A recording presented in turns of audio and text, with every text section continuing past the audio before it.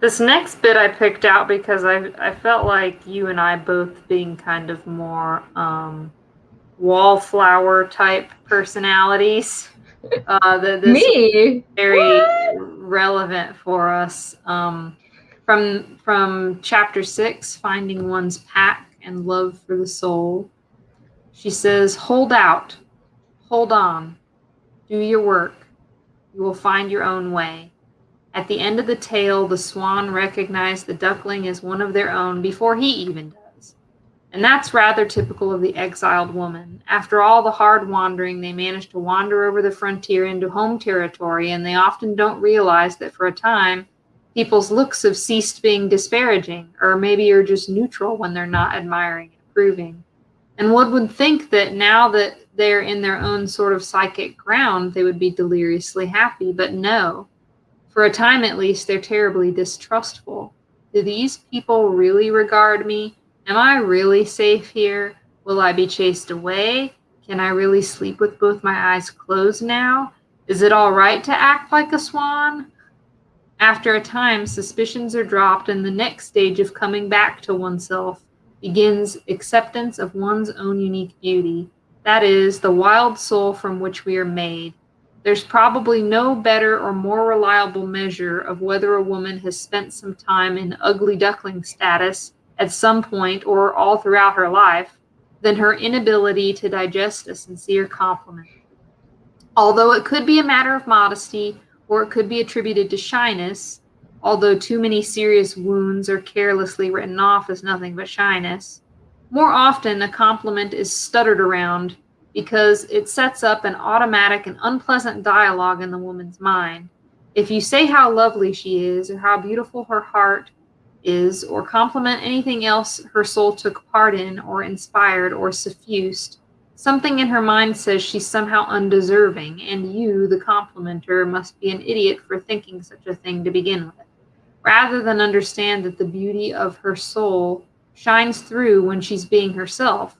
The woman changes the subject and effectively snatches nourishment away from her own soul self, which thrives on being acknowledged.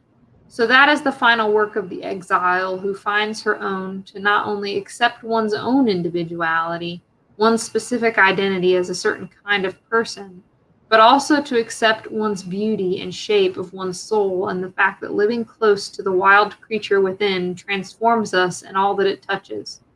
When we accept our own wild beauty, it is put into perspective, and we're no longer poignantly aware of it anymore, but neither would we forsake or disclaim it either. Does a wolf know how beautiful she is when she sleeps? Does the feline know what beautiful shapes she makes when she sits? Is the bird awed by the sound it hears when it snaps open its wings? Learning from them, we just act in our own true way and do not draw back from or hide our natural beauty. Like the creatures, we just are, and it is right.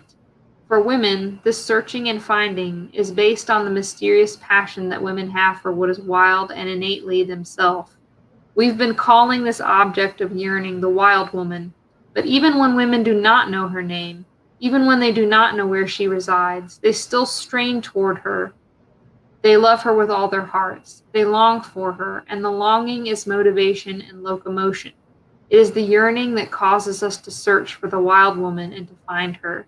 It is not as hard as one might first imagine, for the wild woman is searching for us too, because we are her young. And there's a lot to unpack in that.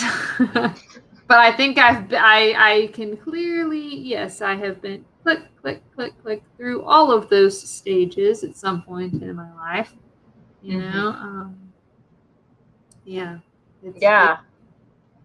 Although she did not mention Ellen's goth stage here, so I think that. Well, you know, that was sort of quote unquote. Well, you know, that was an interesting dynamic because it's like, is it the ugly duckling in the sense of like, well, I don't fit in, but at the same time, it's like, it's part of the search of finding oneself because you're like, well, I'm just gonna make myself be what I want then, you know, and who cares? Fitting in, you know, be damned. So, yeah. you know, well, I mean, teenagers explore all sorts of things, but